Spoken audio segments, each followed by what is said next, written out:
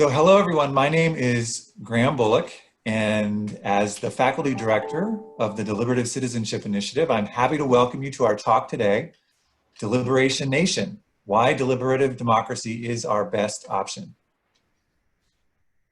Before I introduce our speaker, I would like to say a few words about the Deliberative Citizenship Initiative, or the DCI for short. The purpose of the Deliberative Citizenship Initiative is to create opportunities for Davidson students, faculty, staff, alumni, and members of the wider community to productively engage with one another on difficult and contentious issues facing our community and society. The initiative is designed to foster deliberation across the Davidson curriculum, support deliberation in co-curricular contexts across the campus, and partner with local organizations to sponsor deliberative opportunities in the community. The DCI also has a significant research component as we are studying what deliberative approaches work well and not so well, and why. A core component of the DCI is our new Deliberative Citizenship Fellows Program, and I'm happy to give a shout out to all the fellows who are here today to hear Dr. Layman. The DCI is based on the premise that we are currently experiencing a true crisis of our public sphere. We have deep concerns about our society, and yet we feel unheard and unrecognized. We want to understand the concerns of others, and yet we are anxious about interacting with those we disagree. We find ourselves retreating to our various partisan or apartisan camps, resigned to expressing ourselves on social media, at the ballot box, through our pocketbooks, or perhaps not at all. But the idea and ideals and practices of deliberative democracy offer a way out of this political wilderness. But it is not without its own challenges. Dr. Dan Layman will be discussing those challenges and how they may be overcome, and how in the end, deliberative democracy offers the best option for us moving forward, particularly as an alternative to our current situation. Dr. Layman is an assistant professor at Davidson and received of philosophy at Davidson and received his PhD at UNC Chapel Hill and his BA at Ohio University. He teaches courses on political philosophy, ethics, the classics of philosophy, politics, and economics, and more, and recently published a book, Locke Among the Radicals, with Oxford University Press. He is particularly well positioned to address today's topic, as he has published a peer-reviewed article on robust deliberative democracy, which will serve as the basis of his talk today. And on a personal level, I also know he is deeply committed to the practice of deliberation, having had many engaging discussions with him on a wide range of topics. So I'm very much looking forward to hearing his thoughts today. As he goes through his talk, you're welcome to add questions into the chat, and we'll try to get to as many as we can in the question and answer section. But now I'd like to just turn it over to Dr. Layman. Dan, it's all yours. All right. Well, first of all, thank you, Graham, for that wonderful introduction. It's a great pleasure to sort of be here in a sense with all of you today. This is my first time doing a talk in this new modality, so this is, I think, exciting for me as well as for all of us. So anyway, thank you all for coming out, well, sort of coming out as it were, coming to the talk on this this weekday afternoon. It means a lot that you would all take this time out of your schedule to hear about my views on deliberative democracy. So as Graham said, what I have here is a version of a talk, well, a paper rather, that I gave, that I published. But real quick, Graham, is screen sharing working? Is my screen showing the slides?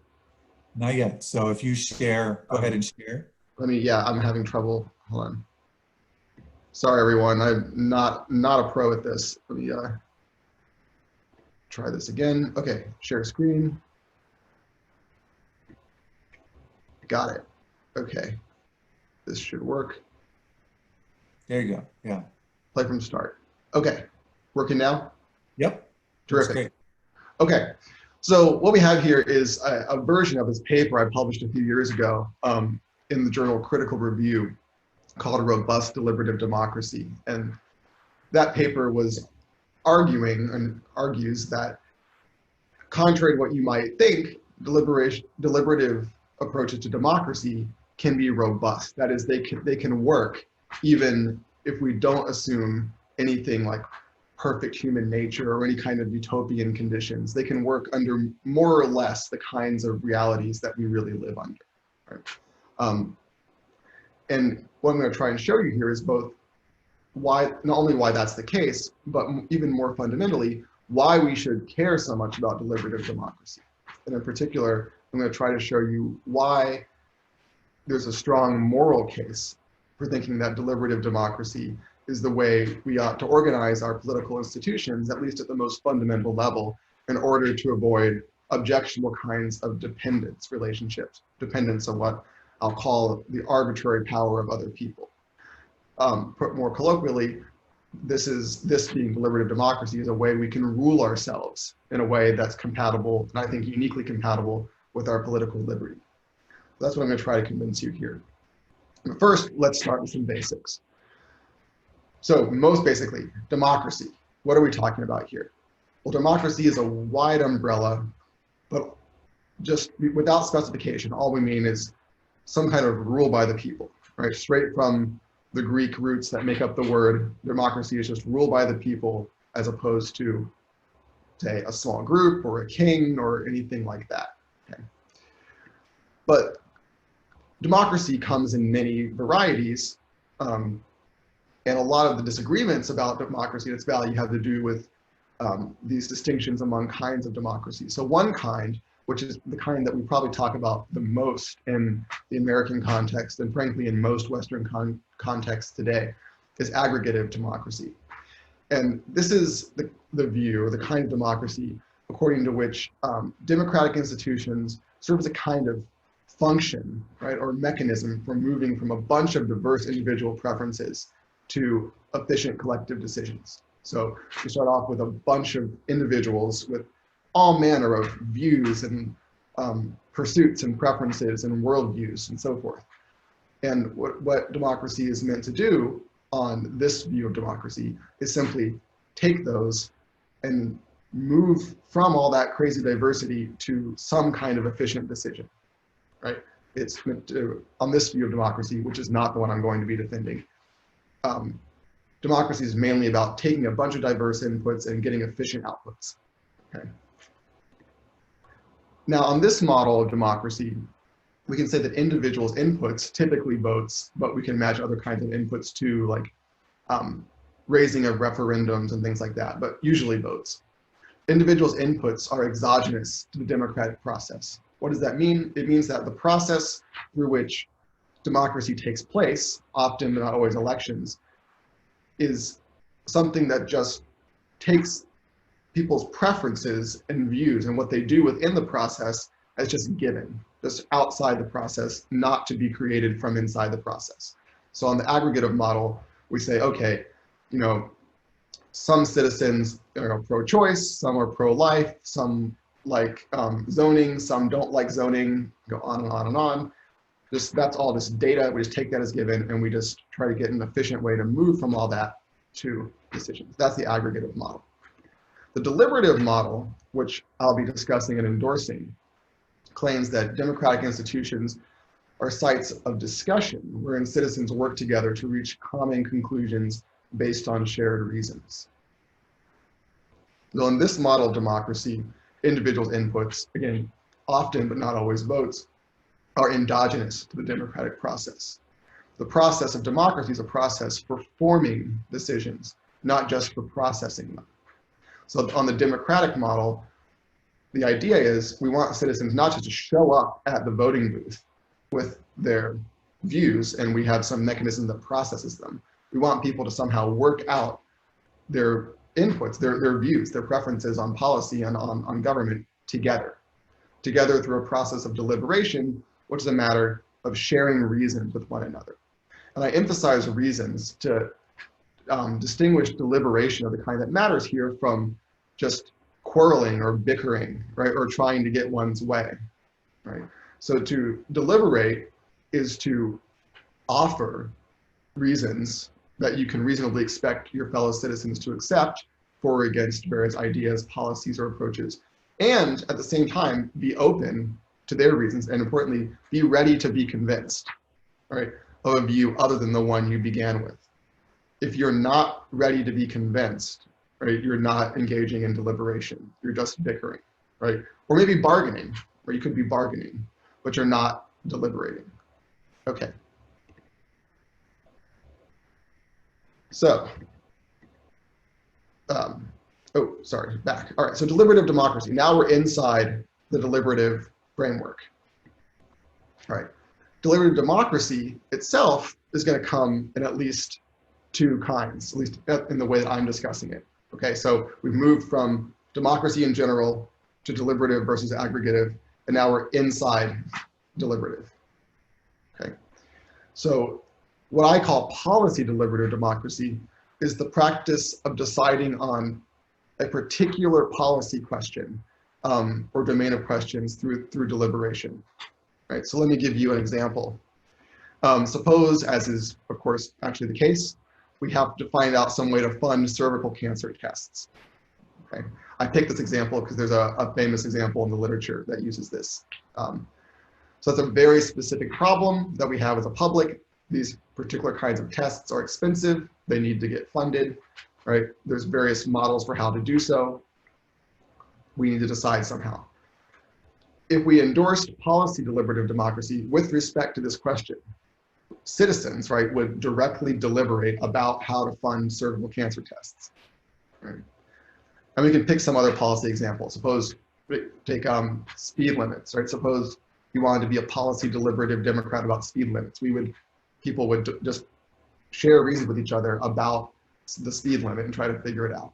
Okay. Fundamental deliberative democracy, which is what I'm going to endorse, doesn't insist on any particular domain of policy being subject to direct deliberation, although some may be, we can decide on that. Rather, what it says is, whatever we decide should be the mechanism for deciding about particular policy questions. For instance, cervical cancer tests or speed limits has to, at the most fundamental level, be subject to deliberation.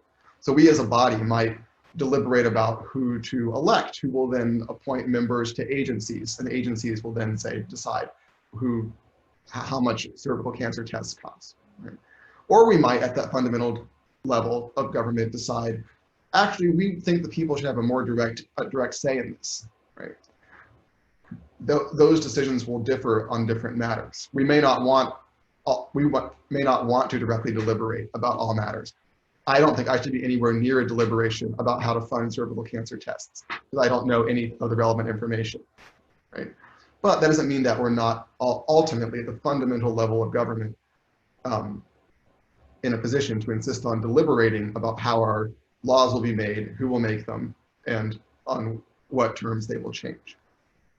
Okay, so to sum up, fundamental deliberative democracy is about the basic way we make and retain and change our laws and the people who make and retain them, right? We may or may not opt at that level to do some more specific policy level deliberation, but that's a separate question in each case. Okay. So I have a little note here that this is the one I'm endorsing, right? We're clapping for it, it's on fire, it's lit. This is what we're doing, okay? Right. And again, I want to emphasize, this leaves open the extent to which fundamental deliberative democracy leaves open the extent to which we choose to deliberate about any particular policy. Okay. So, here we are. Here's the moral case. Here's the fundamental reason why I believe it's. So Dan, can I interrupt for just a moment? You've outlined it really well, kind of the framework. And I'd like to give a little poll to everyone right now, asking about three kind of concerns, or questions before Dan gets into the sort of the case. So the first question I'm gonna start. So does everyone see this? So how problematic do you believe that deep disagreement is for deliberative democracy as a form of governance, from extremely problematic to not at all problematic? give you, this is just your, immediate kind of off the cuff response. 10 more seconds or so. And then we have a second question. Got 21 out of 27, almost, 22, 23. There may be some holdouts. Going once, going twice, going 3 times. Okay, so I'm going to end that one. Next question, same format, but how problematic do you believe that imperfect knowledge is for deliberative democracy as a form of governance? I'm going to try that one. So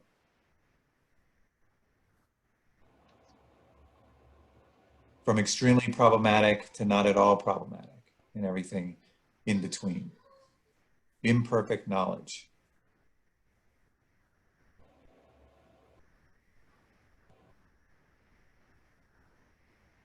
Okay, we're at 20. Going once, going twice, going 3 times. Okay, our last question is, how problematic do you believe that limited altruism is for deliberative democracy as a form of governance? Limited altruism.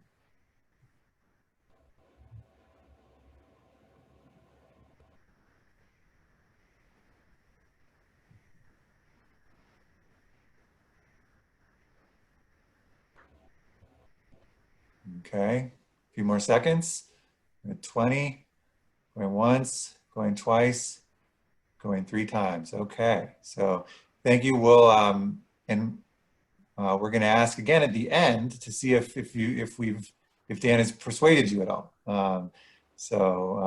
Hold out on that. So, and I can, yeah. So I'll leave it there. So Dan, sorry, go ahead and you can. All right. So as Graham's remarks there suggest, I think that these problems are all manageable.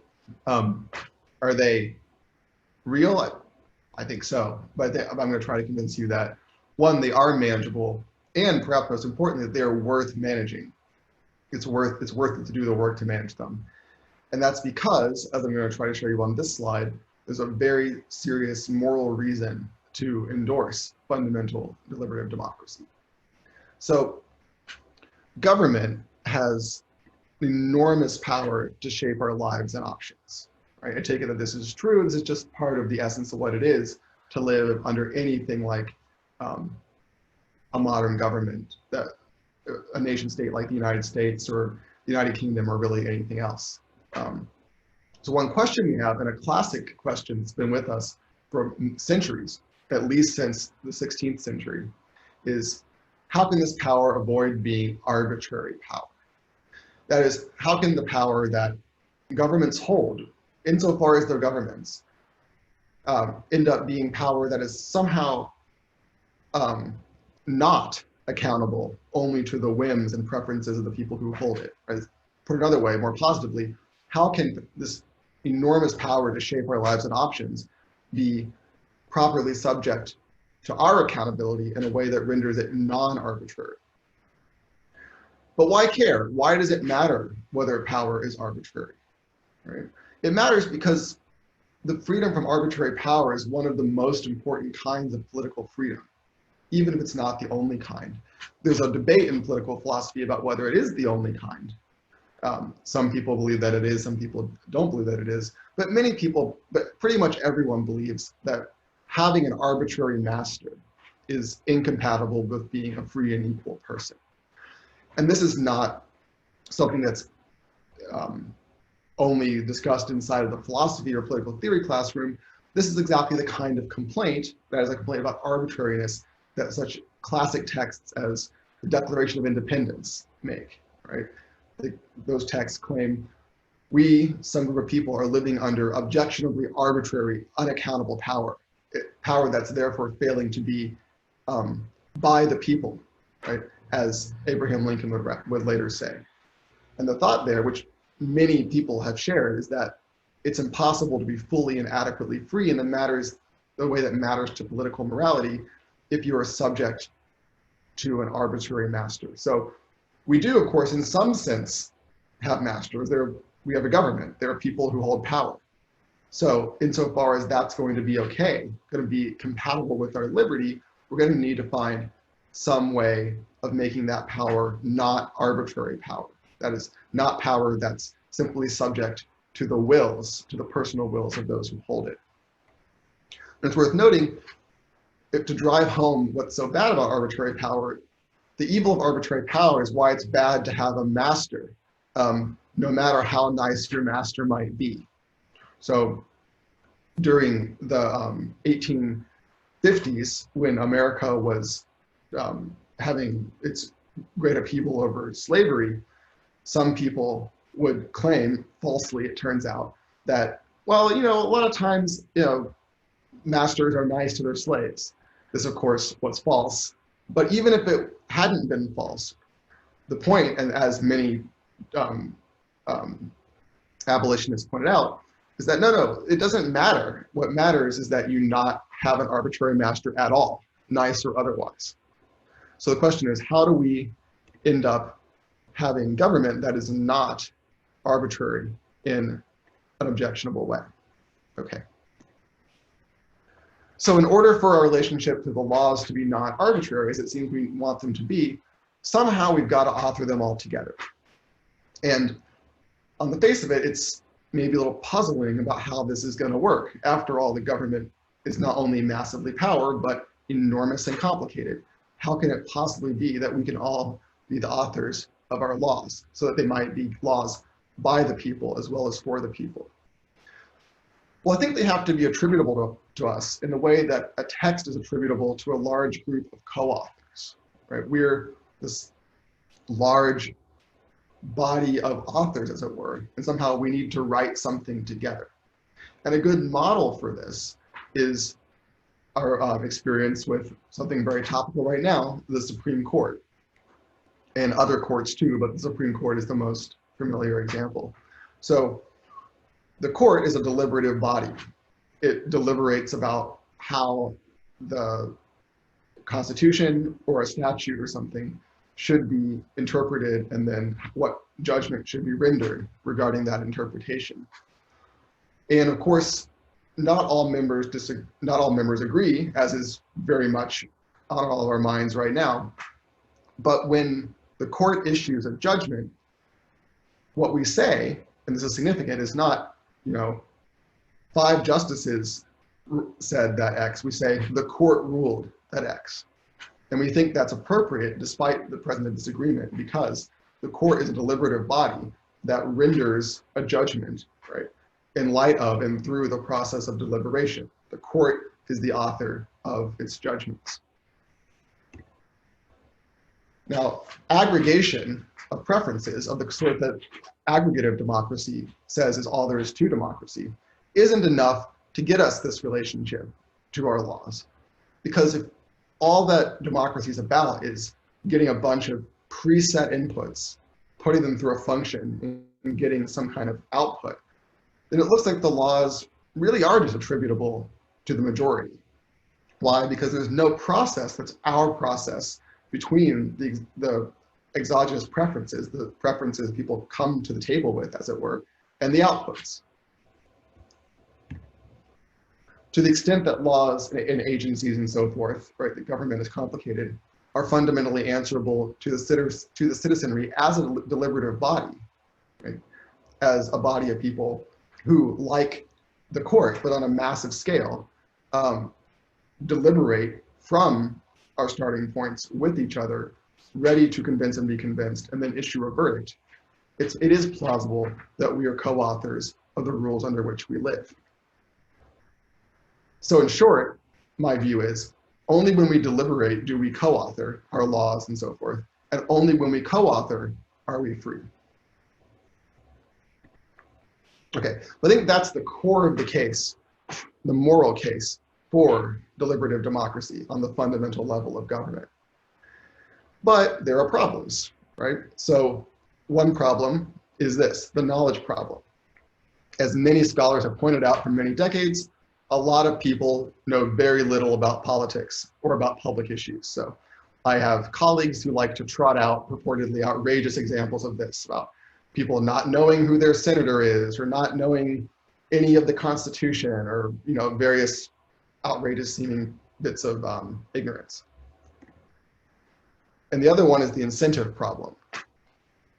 These same scholars who like to trot out the lack of knowledge that people have about politics that would seem to undercut their ability to play a deliberative role effectively in co-authoring our laws and institutions also point out that it doesn't really look like anyone has any incentive to do any better with knowing about politics or taking it seriously.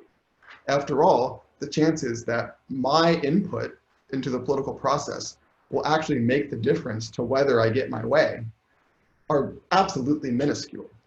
So these scholars point out it's a problem for democracy in general that people seem to know so very little about it, and moreover have no incentive to do any better. Now, deliberative democracy, you might say, is like democracy on steroids. It's really sort of condensed, intensive democracy. So if we have a knowledge problem and an incentive problem for democracy in general, that might seem even more troubling for deliberative democracy than for, excuse the typo, than for aggregative or less intensive forms of democracy. So some, like the scholar Mark Pennington, against whom my original article was written, you might think that to correct them, we should shrink the role of democracy and expand the role of processes like market processes that don't depend on any kind of sort of formal structures of input, rather than expand the role of public input into this rigorous democratic form that I'm suggesting. Okay, so I don't think that these two problems are decisive against fundamental deliberative democracy, at least not significantly serious to undercut our commitment to it, which I think has very serious moral foundations. So let's take the knowledge problem first. So fundamental deliberative democracy, as opposed to some kinds of policy deliberative democracies, take, for example, my original case of deliberating about how to fund cervical cancer tests, does not necessarily require high levels of knowledge, that is, of factual knowledge or sort of data or anything like that. This is because fundamental deliberative democracy is about moral deliberation, right? It's about sharing with our fellow citizens grounds for pursuing or refusing to pursue sort of general policy or election directions on moral grounds. Right. So let me give you an example. Suppose that we are not debating or deliberating about how to fund cancer tests, which is a very technical matter, but about the big issue, which we are in fact discussing as a people right now, which is about whether the government should fund universal medical coverage. Now, there's a lot to know about medicine and finance and things like that you would need to know in order to deliberate effectively about any kind of details regarding such a program, right? But you don't need to know that sort of thing very well, if at all, to have a debate about whether justice or fairness or equity requires that government, through funds collected by taxation, make this good available to all somehow. So it's not clear to me that for the kinds of questions to which we ought, for which we ought to gather in order to deliberate, it's not clear that those are very knowledge intensive. Rather, what they require is people developing and offering to one another and being ready to accept from one another moral reasons from a perspective we can all share as fellow citizens. I also don't think that fundamental deliberative democracy is undercut by a lack of incentives.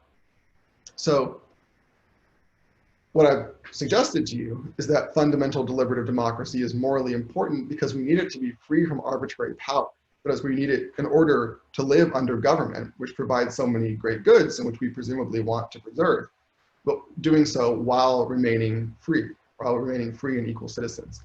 That's the moral value of fundamental deliberative democracy. So people, if I'm right, if we accept my grounds for taking deliberative democracy seriously, do have an incentive, a very serious one, to take their role as deliberative citizens seriously, or they have such an incentive to the extent that they have an incentive to secure their own freedom under coercive power, not to mention the freedom of others. So insofar as I have reason to care about whether I am a free person rather than a person subject to mastery, and then moreover, whether if I have reason to care that my fellow citizens are not subject to mastery, insofar as I have a reason to care about that, which I surely do, right, then I have a rational incentive to take my deliberative role seriously. Now, is it possible that people might simply fail to respect themselves or others enough to care about not living under power that constitutes a kind of mastery? Sure, that is of course possible. There's no doubt about that. But it's hardly utopian, right, or sort of pie in the sky to expect that people might respect themselves and others to a degree sufficient to take their deliberative role seriously. So, Graham, I think you might have some questions for me. Yes, indeed. Do you want to keep your screen being shared? I'm done with my slideshow unless anyone wants to see it more. I can. So you can stop share. Got it. There we go. Then I will spotlight myself and then spotlight back to you. So yeah, so you know, a lot of questions about deliberative democracy. One that you touch on in your paper that I'd like to hear about more is, you know, how can democracy really be deliberative in the way that you have been describing, and at the same time representative, as any kind of large scale democracy should be and must be, and both in the large scale aspect and also the diversity aspect, how diverse, you know, our and other countries are. Yeah, so that's a great question.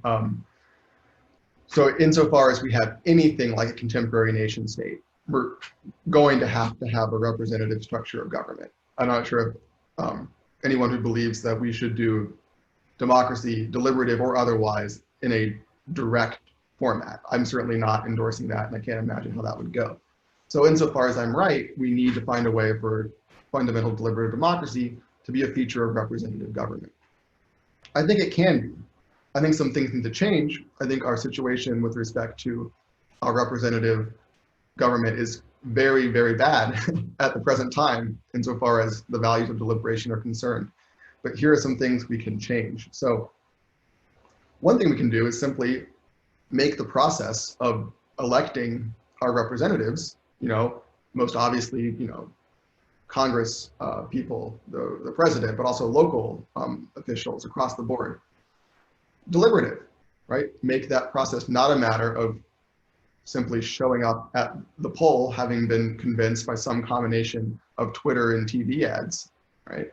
But organize some kind of presumably state-funded set of deliberations wherein we as citizens gather and deliberate, offer one another reasons that count in favor of the various platforms being offered by our people running for office. Now that of course would require quite a lot of change. The government would have to step up and do some both restricting and some funding that it's not currently showing any willingness to do.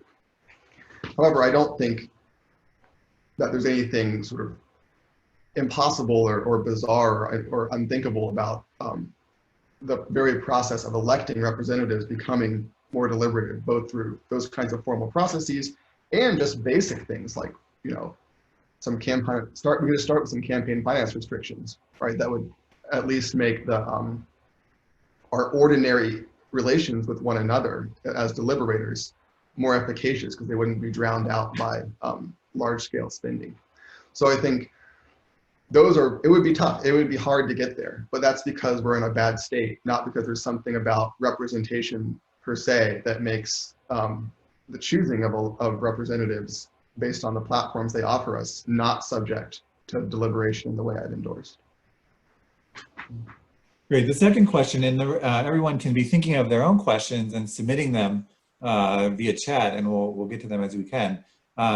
There are two other kind of fundamental questions that I'd like you to address, and one is very relevant to our current electoral context, which is how can deliberative democracy enable us to govern ourselves if such self-governance is possible only if we succeed using the democratic process to win, right? To win elections or win policy debates. And, as Mitch McConnell, who's been in the news the last couple of days, has said, winners make policy and losers go home. Yeah, so I should like to thank Senator McConnell from afar for perfectly encapsulating exactly what I'm trying to show you is not the way to think about government. That is a perfect framing of the opposite of my view. So it's precisely and exactly false that in an ideal situation, or even not even ideal, just acceptable situation, right? That we have a way of thinking of this where you try to win, right? And then when you win, you simply unilaterally govern. The thought that's what you need, that is winning and getting your way is what you need to secure some kind of autonomy through the democratic process, rests on the idea that to be autonomous or free or self-governing is to get your way. But what I'm suggesting is that that's false. What it amounts to be a free and equal co-author of the laws is not necessarily to get your way. It's to have the way of the community shaped through a deliberative process of which you're an equal part. So although it is of course true that right now winners make a rule and ignore everybody else, and we moreover think of that as sort of just the essence of government. What I'm suggesting to you is that that's a kind of confusion that we can and should correct. So it's not the case that you need to get your way to secure some kind of autonomy or self-rule through democracy if, as I suggested, we use deliberation to become co-authors in the face of disagreement. Great, and one more, and then we'll go to questions from the audience, from our other participants. And this is a question that I think is also really fundamental. Doesn't deliberative democracy simply substitute a complex hierarchical structure of persuasive power for classical liberals' hierarchical structure of economic power?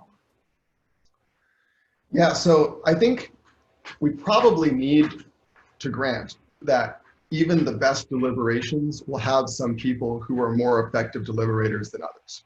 I think there are ways we can do a better or worse job of being inclusive, structuring deliberations to be inclusive and to not privilege certain kinds of cultural assumptions about reasoning and things of that regard.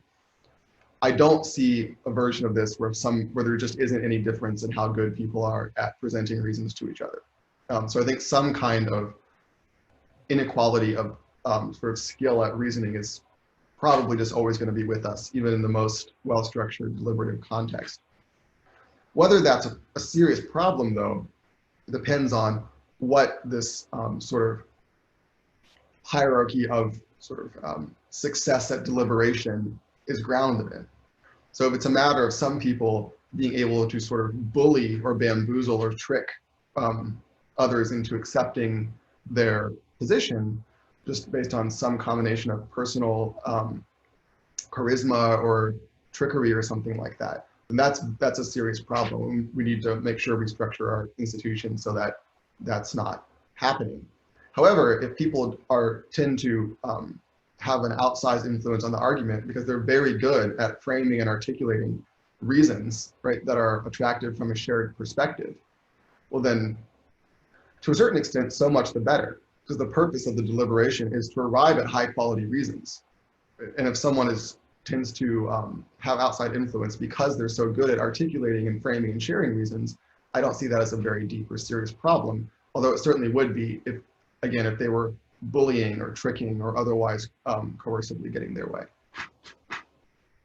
Yeah, and just a quick sort of follow-up, note to our fellows, we've been talking about this in the design of, the deliberations the DCI organizes, that you can organize deliberative moments and spaces in better or worse ways, to control the first problem you mentioned, which is, the trickery or the manipulation or the, kind of, raw kind of power, and try to call out those, really strong persuasive arguments. But I want to go to our questions from the chat. So the first one, Dan, for you is, how can you incentivize people to care more about their freedom than their basic material interests?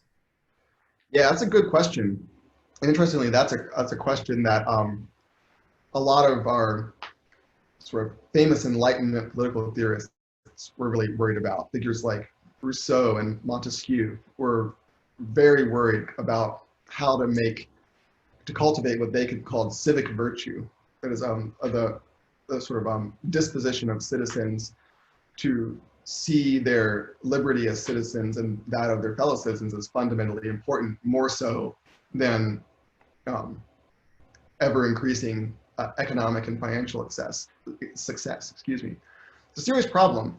I think one thing you need to do is cultivate or attempt as a community to cultivate that kind of virtue through the processes of education that we have and that we manage together. So that would of course include, K through 12 education, but also civil society. It's not as though we are just a bunch of individuals, all staring up at a government, right? There's a lot between the government and us as individuals, various kinds of, churches, civic institutions, and so forth, that can and should be the sites of that kind of civic education to instill the idea that it really matters not just how rich you are, but how free you are. But I don't think there's a magic bullet there. I don't know that there's some way we can switch that on. And I have to say that right now we don't seem to be in a very strong cultural place in that regard. But I do think that civil society, the organizations that sort of bind us together between individuals and the government will play a role of first importance here. Great. Next question is this one. So deliberative democracy, as you describe it, is fairly common in certain local contexts, New England town hall meetings, for example. There we see engaged, informed citizens who see clear incentives for participating. At the national level, particularly at the current moment, there are greater problems, journalistic norms that focus on conflict, and the game of politics rather than substantive issues, and money funding massive campaigns of disinformation, to name just two. Is the kind of democracy you describe only possible on a small scale at the local level? That's a good question. So I hope it's not only possible at the local level. It may, in some sense, only be possible on a small scale. I haven't taken a stance on this, but some people have recently started arguing that it's very important that even for questions or matters of democratic decision that are not local, that are state or federal, that we organize what some scholars call mini or micro publics, little deliberative bodies that are more or less officially organized, that serve as units of deliberation so that we don't have to deliberate on a massive scale. The reasons being that's very, very difficult to do. To do well, right? The closest thing we have is, frankly, something like Twitter, right? And I don't know, I spend way too much time, especially recently, scrolling through my Twitter feed. And that's not exactly a model of high quality deliberation. So I think it's quite plausible, though not certain, that we would need to go small, as it were, go small scale, but not necessarily local.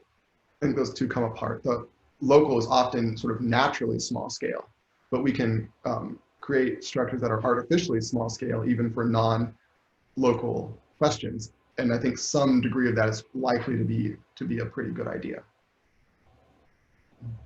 Great, thanks for that. And our next question is, within the context of fundamental deliberative democracy, how necessary is it that collective discussions focus on matters of policy?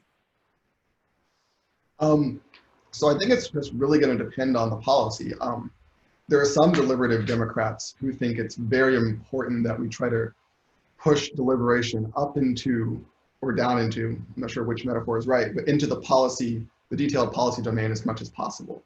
That we replace the decisions of entities like agencies to some considerable degree with public deliberation.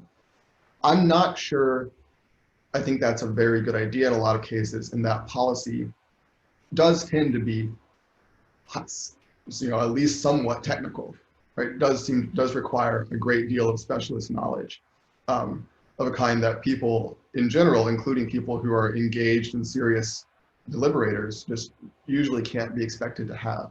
So I'm inclined to think that what matters most for a deliberation is that fundamental questions of who will represent us on what grounds, and what platforms we accept, and maybe voting on things like referenda, these fundamental questions of these fundamental structures of accountability to the people go through deliberative co-authorship. I'm not inclined to think that it's usually a good idea for there to be a lot of direct deliberation on policy. Now, there can be exceptions to that. I think there sometimes are. But of course, one thing we deliberate about at the fundamental level, is the extent to which we want particular policy questions decided by the public at large, either fully at large or in micro-publics, or whether we want to, as a public, delegate those to various agencies or related entities. I think oftentimes delegation will be the way to go, but I should note that's controversial among deliberative Democrats.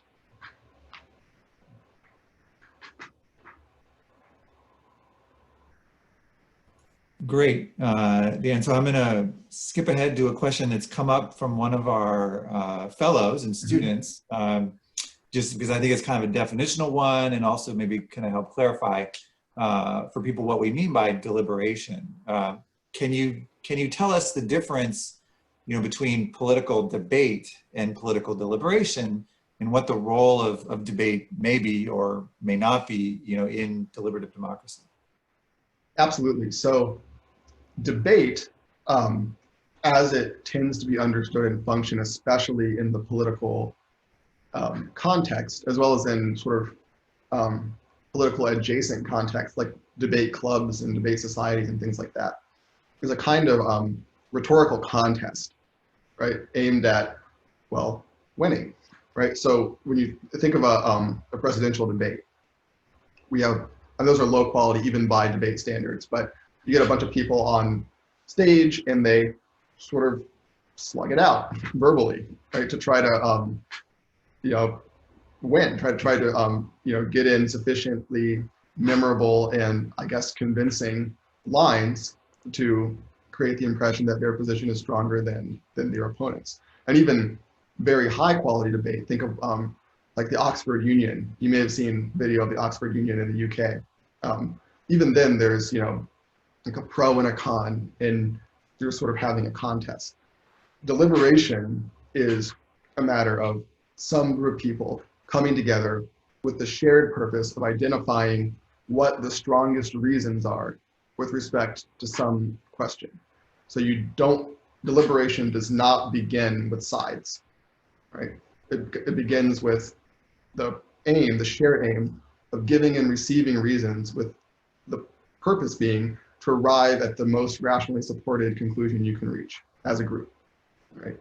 And that is not what we see, certainly not in our most publicly known debates, but really not in any debates, because unlike debates, deliberation is not a contest, but something where everyone has this shared aim, where that aim is to share with one another and arrive at shareable reasons that we all adopt in common. That's what I take to be the fundamental distinction between debate, which we have plenty of in our political sphere, and deliberation, which we have not a lot of. Yeah. Great, thanks, Dan. So the next question I think is a follow-up to my earlier one about representation, and it's a really important one. How does this model of deliberation, or does it, account for varying power dynamics in communities and in countries that preclude actual equal participation? The people who would be structuring these spaces where deliberation could occur are likely already people in power, already men, already white people, etc. So what would have to change to structure these spaces in a way that actually accounts for difference in responsible ways?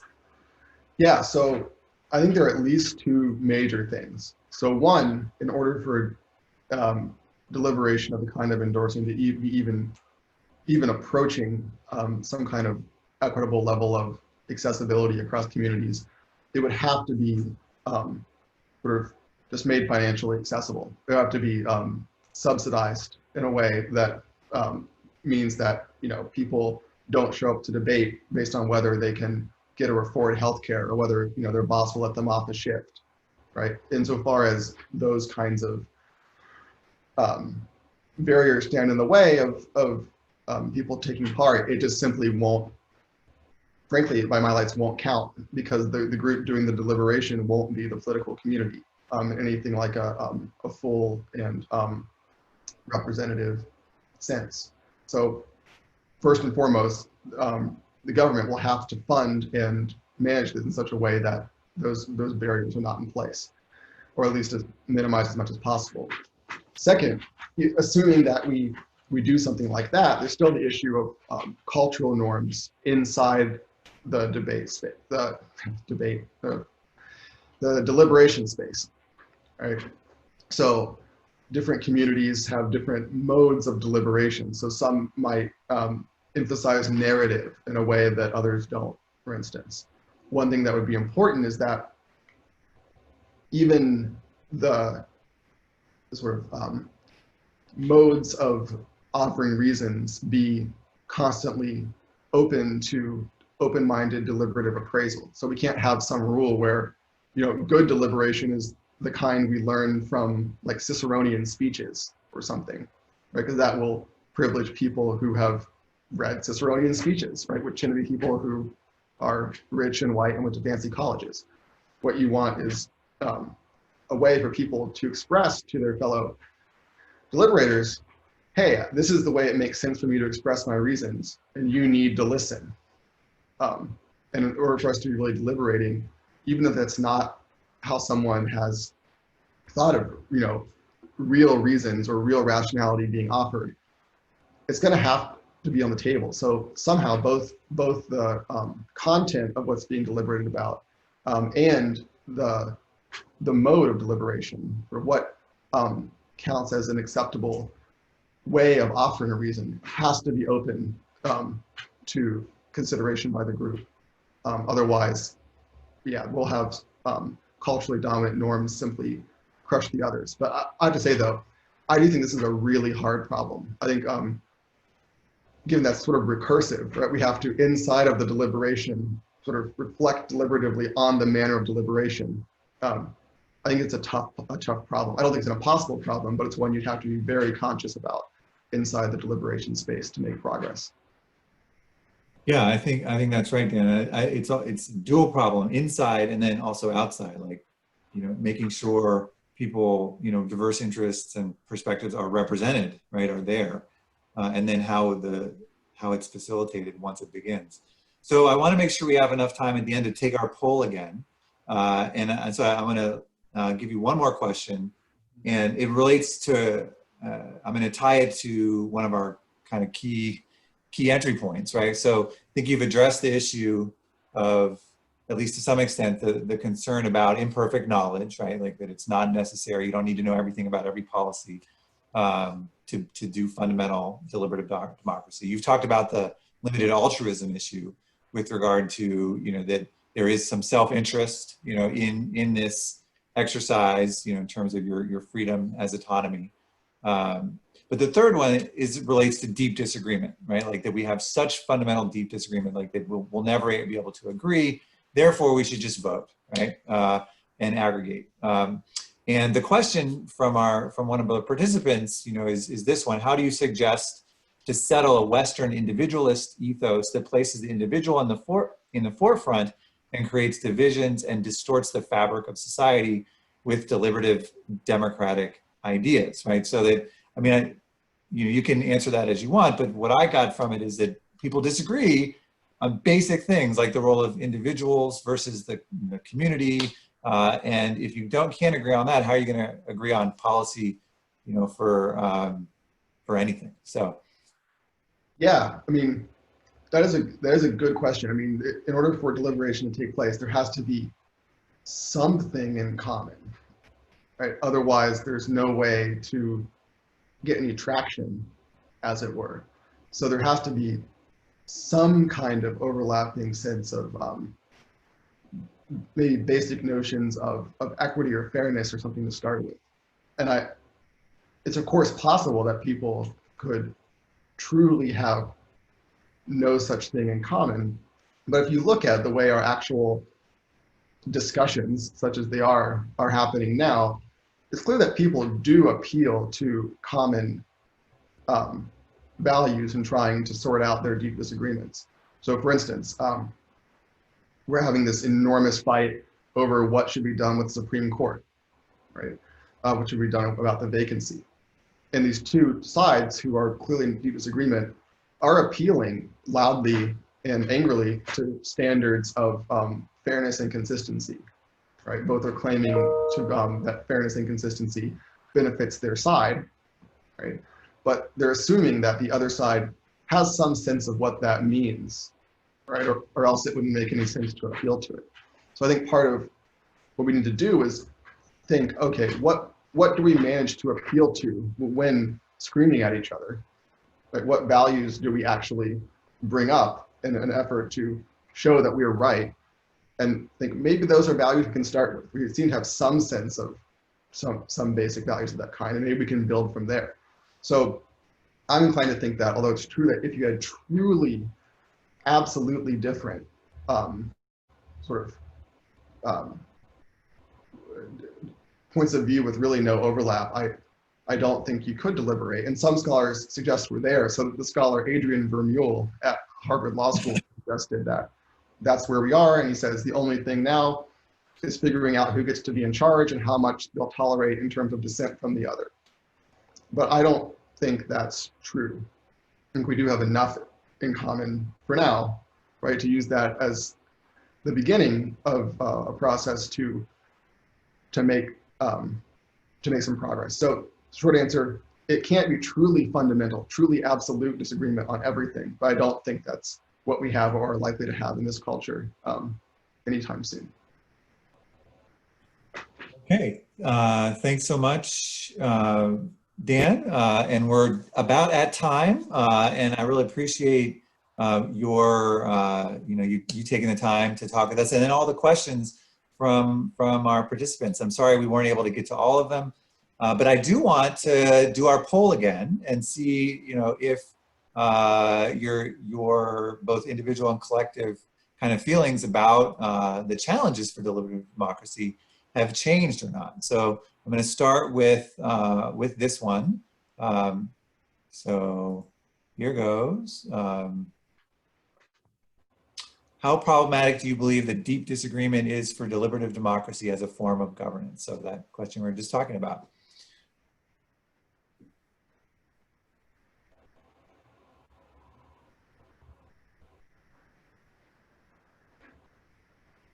Okay, so I'll give you about five more seconds. Going once, going twice, going 3 times. Okay, I'm going to end the polling on that one. And maybe I'll show all the results at the very end. So let's go to the next question. This is about imperfect knowledge. So how problematic do you believe that imperfect knowledge is for deliberative democracy as a form of governance?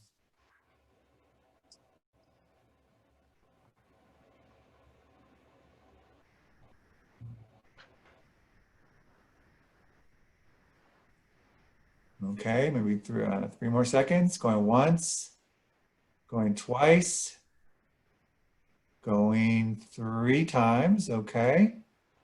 And then the third and final question is about limited altruism. So how problematic do you believe that limited altruism is for deliberative democracy as a form of governance?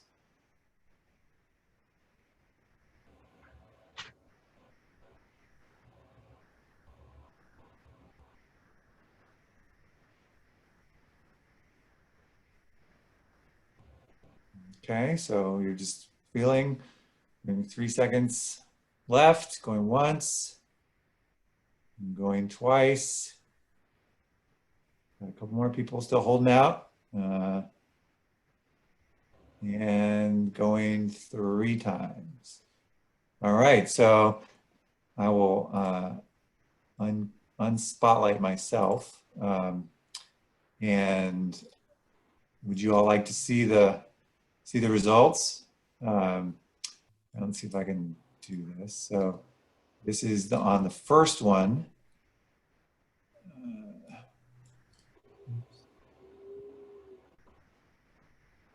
Share results. So this is the first time we asked about deep disagreement. So somewhat problematic was the winner. We'll run some stats on all this stuff later, but so that's the first time.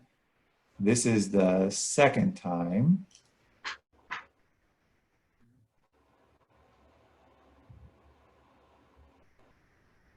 Okay, so then, on the, now on to imperfect knowledge.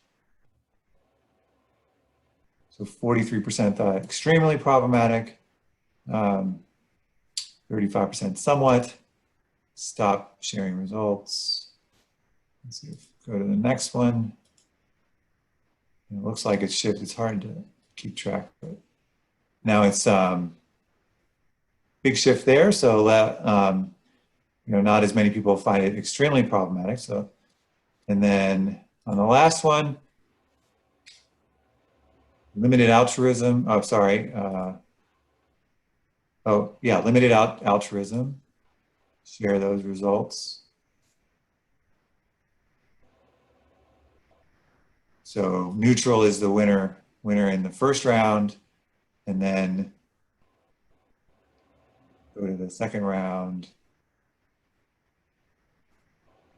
It becomes maybe more. So we'll run all these statistics and post them somewhere, but it looks like it might have increased concern about limited altruism.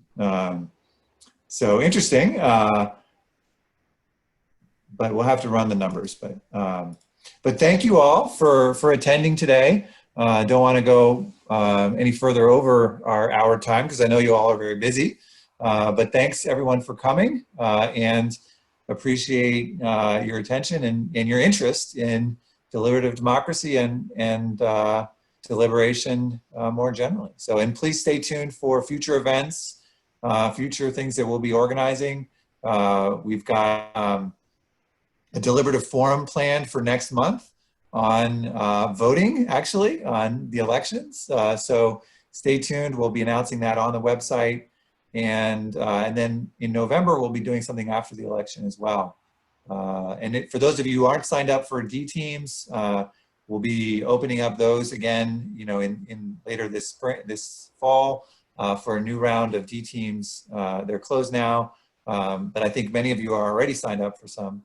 And if you really want to do it, definitely email me, and we'll try to get you into a deliberative team for the fall. We've got some great groups set up to do this work of deliberation, in this important and challenging time. So again, thank you all, and look forward to seeing you again at a future event.